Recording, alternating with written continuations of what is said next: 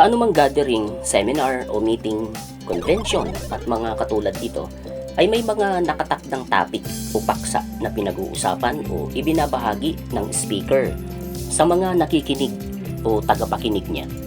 Mula doon ay nagkakaroon ng ideya ang audience tungkol sa kung ano ba ang dapat na gawin, ma-accomplish o dapat na malaman nila na importante sa estado nila bilang miyembro o kasapi ng organisasyon. Ganon din maging sa worship o pagsamba ng isang relihiyon o sekta o anuman ang tawag dito, samahan. Bahagi talaga ito ng gathering at iyon ang para sa akin ay pinakasentro ng pagtitipon. Katunayan ay yung sermon ang pinakamahabang parte ng worship sa aking naoobserbahan. Maraming iba pang bahagi ang worship gaya ng hymn singing, pag-aawitan, individual at congregational prayer o yung sama-samang pananalangin. Doon tayo sa sermon. Ano kaya ang karaniwang topic o paksa o sermon? Sa iba ay homily ng mga nangunguna sa pagtitipon, yung nagde-deliver ng sermon. Kayo po, mga ginigiliw, sa relihiyon po ninyo, natatandaan nyo po ba? Lalo na po at regular kayo na uma-attend, sumasama sa mga pagsamba. Sa INC, sa aking naoobserbahan, ay meron silang isang tiyak na topic na dinidiscuss sa kanilang pagsamba. Ibig sabihin, dahil po sentralisado ang sistema nila, ay yung topic din na yon, ang sermon, saan mang parte ng mundo sila may kongregasyon. At sa aking napapansin, yung ministro na nagsasalita ay hindi lumalabas doon sa topic. Hindi pwedeng magbanggit ng kung ano-ano liban doon sa pinakang paksa, sa pinakang esensya nung pinag-uusapan o nung dinidiscuss niya na topic. Natatandaan ko na madalas sabihin noon ng isang tagapangaral na leader ng isang samahan na sinasabi niya na siya raw ang topic ng iglesia sa pagsamba. Siya raw ang pinag-uusapan. Siya raw ang laman ng sermon. Parang alam na alam niya. Naisip ko nga noon kung paniniwalaan ko siya, wala palang kwenta ang samba ng iglesia. Bakit po? Kasi kung totoo ito ay tsismisan, lilitaw ang worship. Hindi po wala pong katotohanan Katunayan, simula nang dumalo po ako ng worship nila, ay ni minsan po, ay hindi ko narinig na binanggit ang pangalan niya. Kahit yung samahan niya, yung pangalan ng pinangungunahan niya. Baka naman kako sa ibang lokal ng INC ay binabanggit siya sa samba. Baka depende yan sa lokalidad At baka depende rin doon sa ministro na nangunguna sa pagsamba nila. Yan din po ang dahilan kung bakit sa iba't ibang lokal ng INC ako nakakasama sa mga pagsamba sa oras ng worship po nila. Nag-aabang ako na banggitin man lamang ang pangalan ng mga ngaral na yon. Nabigo po ako at napagod sa kaaabang. Ang totoo ay wala pala akong maaasahan na ganun. Dahil sabi nga ng isang kapatiran ay walang dahilan para siya pag-usapan sa oras ng pagsamba. Sabi nga nila ay banal daw ang pagsamba nila at hindi ito dapat hinahaluan ng usapan na walang kabuluhan. Aray ko. Nagkasala pa yata ako sa pag-a-anticipate. Ang laman daw ng sermon o paksa ng pagsamba nila ay mga sagradong salita ng Diyos na nasa sagradong Biblia. Kayo po, naduda sa sinasabing ito ng kapatiran ng INC. Sinubukan na po ba ninyo na pumunta sa oras ng samba nila, makisamba at kayo ang humusga sa inyong maririnig? Sa aking karanasan ay hindi na uubusan ng topic ang Iglesia ni Cristo. Lahat na yata ng maaaring pakinabangan ng mga miyembro nila, lalo na sa kanilang espiritualidad na aspeto ng buhay ay tinatalakay nila sa kanilang pagsamba. Ganun man kaikli yun. Share ko po yung ilan. Maaari po akong pagalitan, pagsabihan ng kapatiran kung mali po ang aking isi-share o sasabihin dito. Noong isang pagsamba diyan sa Eastwood sa Montalban, ay natalakay yung sa pamilya eh. Tungkulin ng mga magulang sa mga anak. Tungkulin din ng mga anak sa mga magulang. Yung tamang pagdisiplina na hindi ikamamatay ng anak. Yung tamang pagpapasunod sa mga anak. Walang karahasan na involved, sabi nga. Yung pagtanaw ng utang na loob ng mga anak sa mga magulang. Ano ang dapat gawin ng anak kapag matanda na ang kanyang mga magulang? Mga ganon.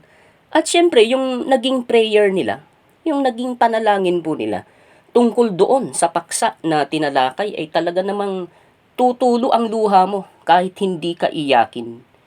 Banggitin lang yung nanay mo o tatay mo na matanda na at may sakit pa, pinapanalangin po sila sa pagsamba ng INC.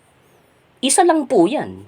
Sa mga nakaraan naman ay narinig ko na tinalakay ang tungkol sa kababaang loob, humility. Dapat daw ay tularan si Jesus sa pagiging masunurin, sumunod sa kaaralan, huwag hahayaang mawala sa iglesia, matiwalag, importansya ng nasa iglesia, yung sama naman kapag nawala ka sa kanila. Pinapayuhan nila ang iglesia, yung kapatiran sa mga pagsamba, inaaralan. May topic din sila tungkol sa buti at sama ng paggamit ng social media. Mabuti daw kung pakikinabangan sa espiritualidad. Masama kapag naimpluwensyahan sila ng hindi nila aral. Eto pa po, tamang pag-aasawa. Tama raw kapag nasunod yung rules ng Diyos na nasa Biblia. May binabasa silang mga talata ng Biblia tungkol doon. Pati doon ay may rules sila na binabasa. Sa iba walang rules. Sa buhay ng iba, walang ganyan. Ang mahalaga raw ay you love each other, kahit pareho kayong male o female na nagmamahalan, Mariosep. Naintindihan ko rin kung bakit bawal sa INC ang mag-asawa nang hindi nila kaanib. May mga dahilan at sa totoo lang, nakikita naman po ang dahilan eh. May kilala ako na super active dati sa INC.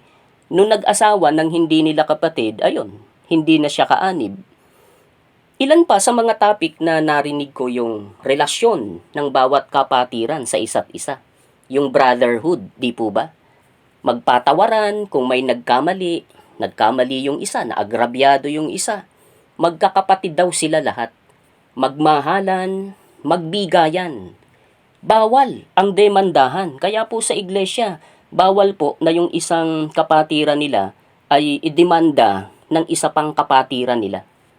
Pag-usapan ang anumang conflict o hindi pagkakaintindihan sa pamamagitan din ng kapatiran. Hindi sa husgado. Yan ang mga paksa. Bawal ang diborsyo, paghihiwalay ng mag-asawa. Kahit mag-asawa na ay panatilihin daw ang sweetness ng mag-asawa. Bigyan daw ni mister ng maliliit na regalo, gift, ang asawa bilang pag-alala sa mga sakripisyo ng ilaw ng tahanan, na sa totoo naman talaga namang ang ilaw ng tahanan ay napakalaki po ng sakripisyo sa tahanan.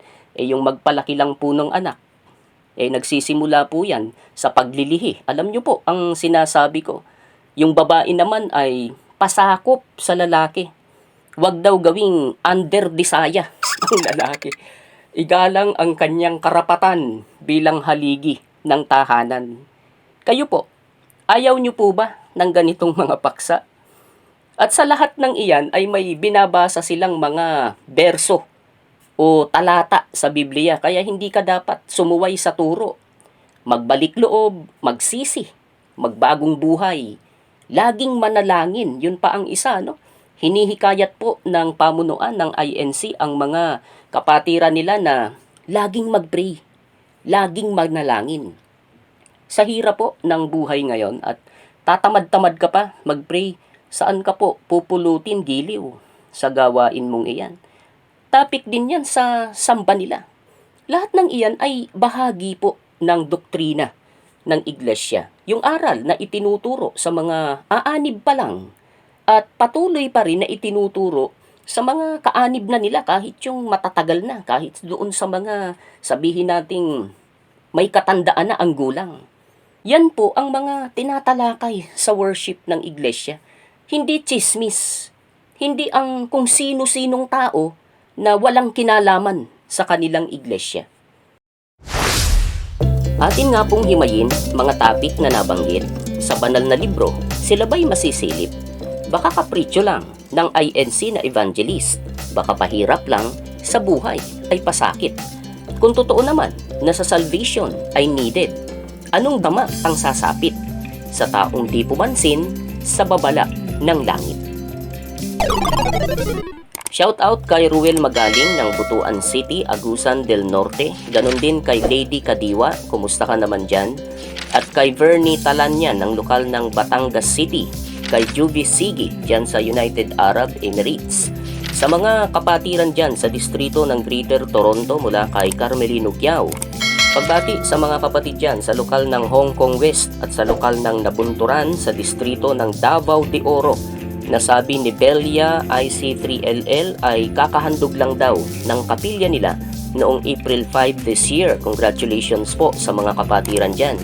Kay Edna Dungaw mula dyan sa Bulacan, Bulacan East. Kay Joy Biodes dyan sa Napoli, Italy. Kumusta po kayo dyan?